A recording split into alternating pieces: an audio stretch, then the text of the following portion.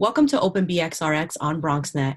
I'm your host, Sonyi Lopez, inviting you to get social with us at BronxNet TV on Instagram and Twitter, and BronxNet Community Television on Facebook. On June 4th, 2020, what began as a nonviolent protest and march in the South Bronx turned into violent mass arrests. A new Human Rights Watch report found that the police response to the peaceful Mott Haven protest was intentional, planned, and unjustified. Joining us now to discuss this report and more is Ida Sawyer. Ida is the Acting Crisis and Conflict Director at Human Rights Watch. Welcome, Ida. Thank you so much for joining us today. Hi, thanks for having me.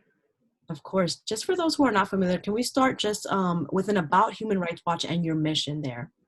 Yeah, so Human Rights Watch is an international non-governmental organization, and we work in over 90 countries around the world, documenting, investigating human rights abuses, and then we publish reports and conduct advocacy and push for justice for those responsible for abuses to be held to account and for policies to change to put an end to systemic human rights abuses. Thank you, Ida. Now, onto the Mott Haven protest. Can you please walk us through what happened that day on June 4th in Mott Haven and what the violent tactics used against protesters by the NYPD were? So what we documented is that this began as a peaceful march through the Mott Haven neighborhood on June 4th in the early evening. There was first people gathered at the hub on 149th and 3rd Avenue, and some of the organizers gave speeches, and then they began walking through the neighborhood entirely peacefully, pointing out different landmarks, including La Mirada restaurant, for example, which was giving up to 1,200 free meals a day to vulnerable community members. They walked through the Patterson houses, and then eventually at just about 10 minutes before the 8 p.m. curfew, which had been imposed a few days earlier because of looting in other parts of the city, not at all in that neighborhood. But then just before this curfew hit, scores of police officers all of a sudden surrounded and tracked the protesters. So they used a tactic known as kettling. There was a line of police officers on bikes in front who held up their bikes to form a wall and prevent people from going forward. And then another line of police officers came in behind them, preventing them from turning around and going back in the direction they came from.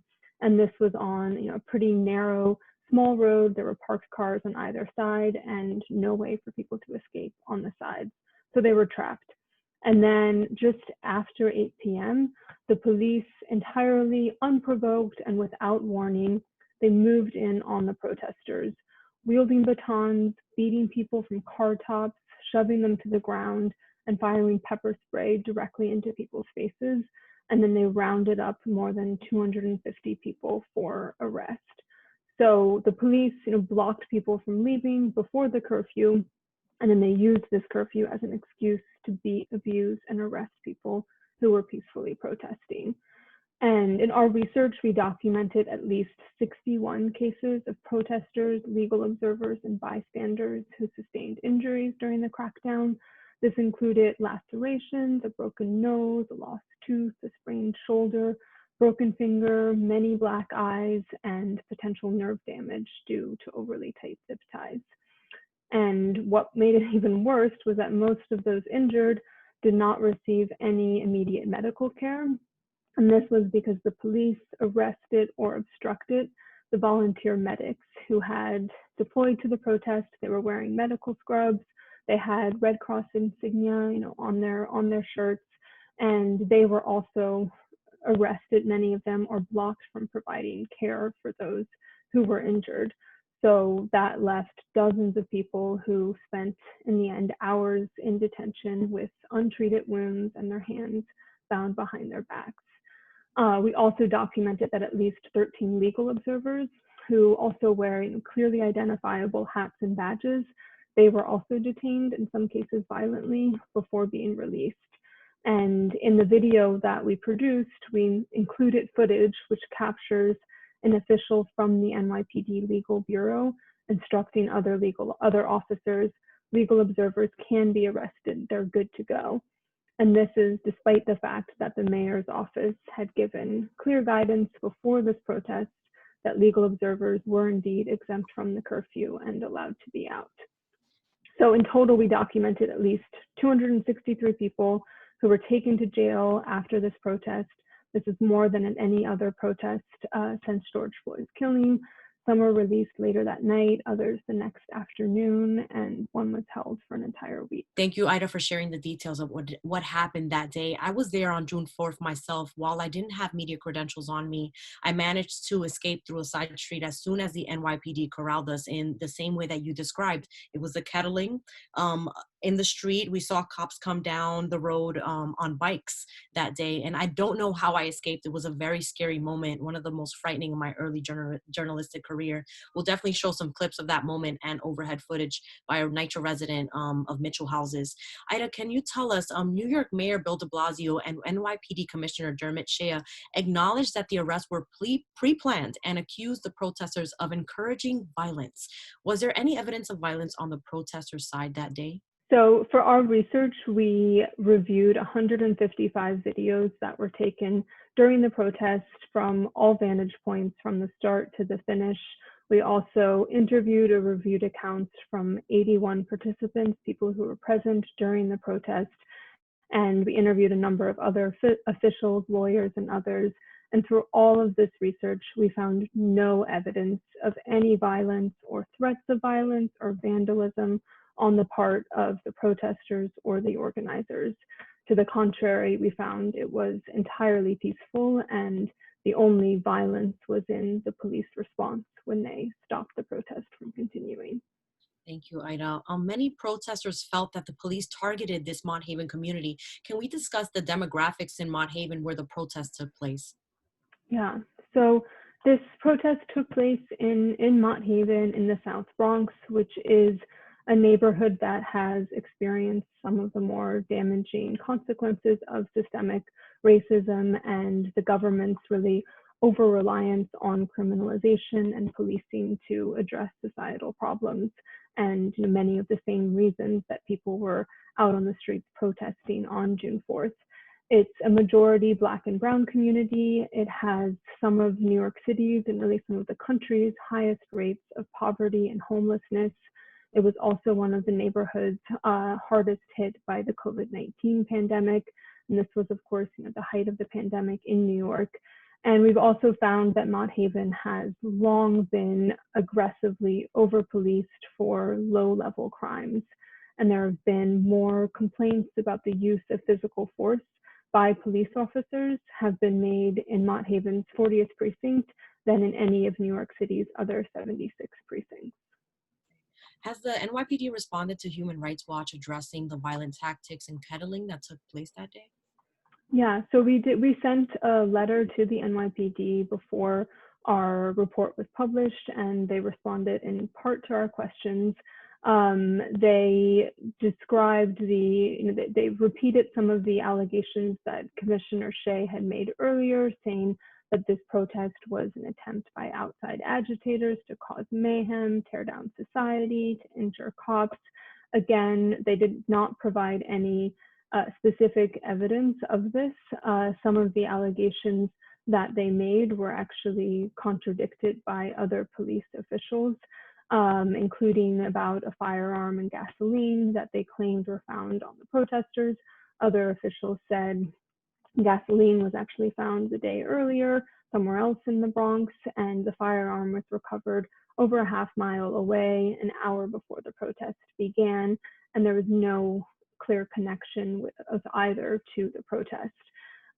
They also said in their response to our questions, they said that the protest was unlawful starting when the curfew began, and that therefore they could arrest people who were out after the curfew. But they did not address the fact that they trapped people and did not provide them any opportunity to disperse even before the curfew began. And the mayor's curfew order was very clear that if people were out, they should be given the opportunity to disperse and to go home. And this opportunity was clearly not given to the protesters in Mott Haven. And lastly, the NYPD also repeated this claim that the legal observers were not exempt from curfew, very clearly contradicting what the mayor's office had said and what the mayor has since confirmed that legal observers are indeed exempt. Right. And Ida, essential workers were also arrested during these protests as well. No, that same exact day, the report finds? Yes, so we also found a few cases of essential workers who were just on their way home from work or going to work and in the same area as the protest, and they were also rounded up for arrest. And one of those was a person who ended up being held for an entire week after the protest. Ida, what's next? What are the protesters and Human Rights Watch calling for after this report? So we have urged Mayor Bill de Blasio, first of all, to take immediate action to show that there are consequences for such violence and abuse, and including the deliberate mischaracterization of what occurred, which we saw Commissioner Shea doing. And I think this incident made it clear that the NYPD might act as if it's above the law, but Mayor de Blasio does have the authority to take action, and we've urged him to do so. And we believe that these consequences should include appropriate disciplinary action, including possible dismissal of Police Commissioner Shea and the Chief of Department, Terrence Monahan, who's the highest ranking NYPD officer, and he was present on the scene during this crackdown, and he led this abusive operation. And then we've also said if the mayor fails to take action, then he too should be held to account. But what we also find in our report is that this incident reveals much deeper systemic problems of a police force that encourages and condones violence and abuse, that fuels impunity, and that this behavior is really modeled by top commanders. And so we feel that this really shows the importance of the protesters' bigger demands and the need for structural changes to reduce the role of police in addressing societal problems. This should include significant decreases to the police force size and budget, and the government should instead invest in the real needs of communities like Mott Haven, including through support to services that directly address underlying issues like homelessness and poverty, and that improve access to quality education and healthcare. And lastly, this incident also shows the dire need for changes to empower independent accountability systems to provide a real check on police misconduct. Thank you so much, Ida, for sharing. In the annex letter from the NYPD to Human Rights Watch, I did read that, let's see, hold on a sec.